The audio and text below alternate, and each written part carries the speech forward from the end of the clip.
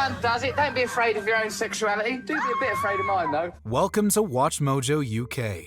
And today we'll be looking at the developing story around Russell Brand and the allegations that have been made against him. He was allowed to say the unsayable, he was allowed to do the unthinkable, and consistently got away with it. On the 15th of September 2023, following growing public speculation, British actor and comedian Russell Brand posted a video online to try and get ahead of this brewing scandal. Now, during that time of promiscuity, the relationships I had were absolutely always consensual. In it, he claims that he was the victim of a coordinated attack from the mainstream media and profusely denied the allegations without going into detail about what they were. At the time, Brand was also touring a new comedy show in the UK, Bipolarization, and did end up performing on the 16th in London, mentioning briefly that there were, quote, things that he absolutely cannot talk about going on. I've never ever spoken publicly about this before.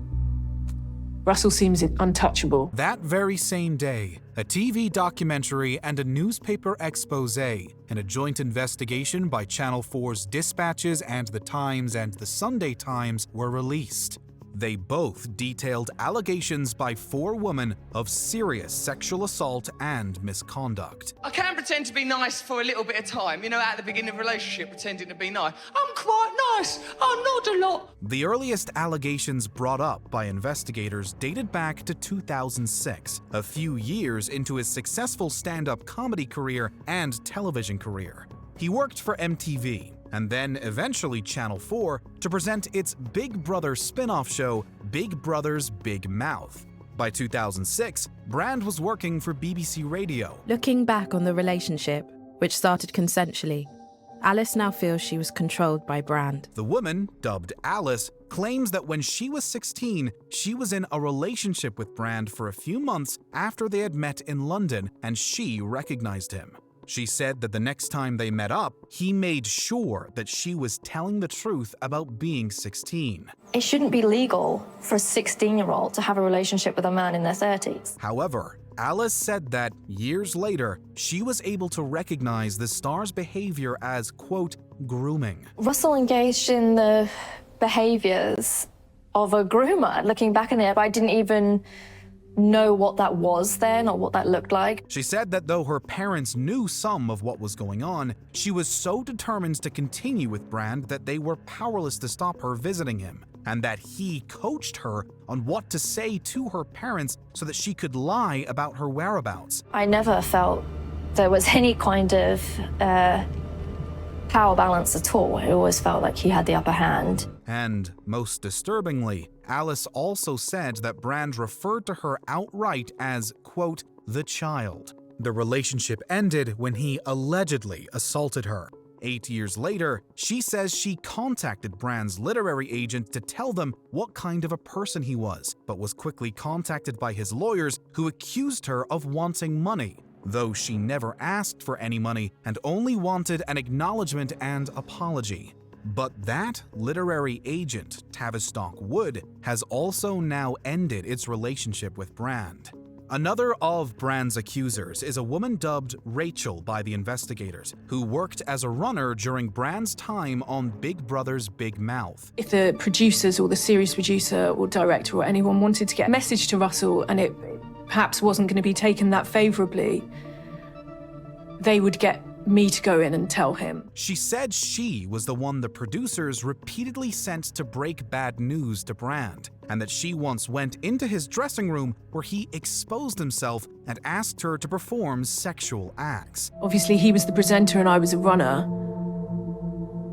I wasn't going to tell anyone what he'd done because I didn't want to lose my job. According to Rachel, she refused, though she alleges they eventually did start a relationship, and he told her he had it written into his contract that he wasn't allowed to have relationships with anybody else working on Big Brother.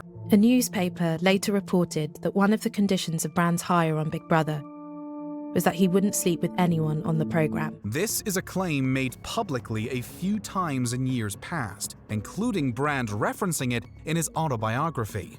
One of the women who spoke on the record to journalists was Helen Berger, who was Brand's PA in the mid-2000s. I sent my resume to one of those agencies that will place you places, and I was given this interview to work with Russell. Berger said that when she revealed to the higher-ups that she was gay, this was seen as a positive to land her the job, because it lowered the chances of anything untoward happening between her and Brand. He was a narcissist, and it was almost a joke. Berger also talked about Brand's habit of often wearing only his underwear and nothing else. He always only wore his underwear, his tighty-whities.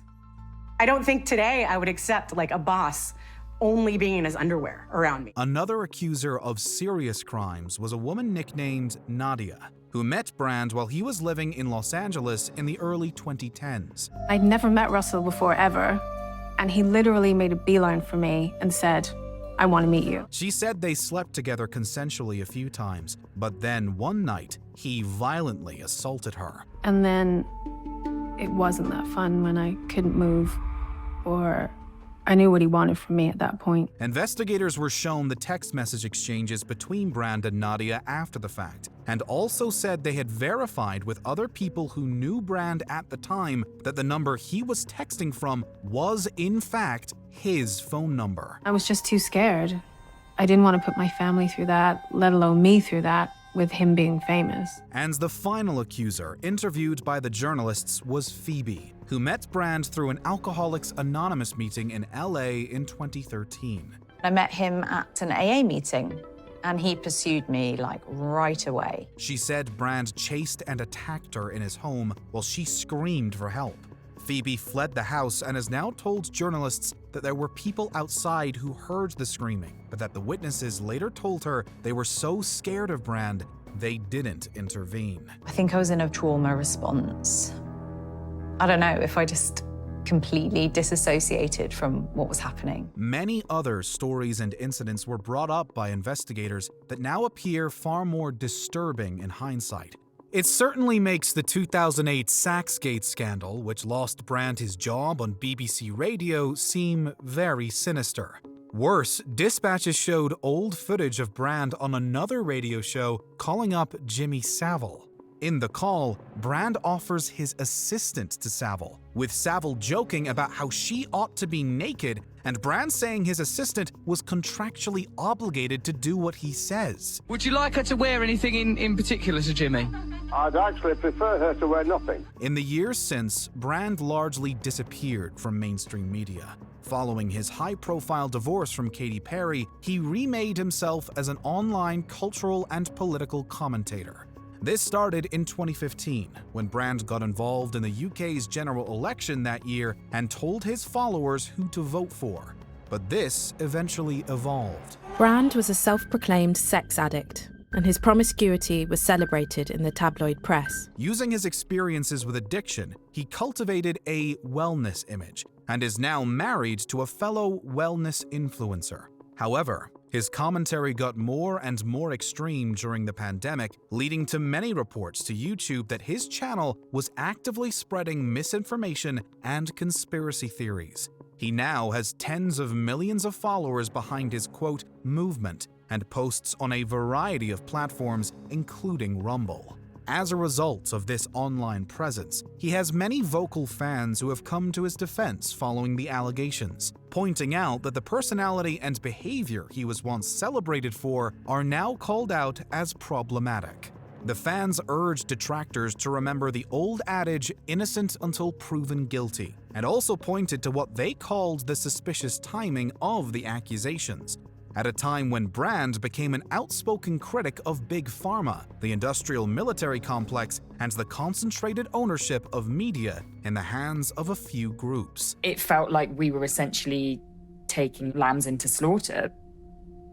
We are basically acting like pimps to Russell Brand's needs. British broadcasters who employed Brand over the years, including the BBC and Channel 4, have so far said that they have no record of anybody raising complaints against Brand at the time, though many allege that complaints were made. They are, however, opening investigations to try and determine exactly what happened, as is the London Metropolitan Police. He pushed me up against a wall. I'm like, what are you doing? YouTube has also blocked Brand's channel from monetization. And finally, investigators say they have now been contacted by many more women who also want to come forward. The initial investigation was a year in the making, and journalists are fact-checking the latest claims before anything more is published. Let us know what you think of Russell Brand and these shocking allegations against him.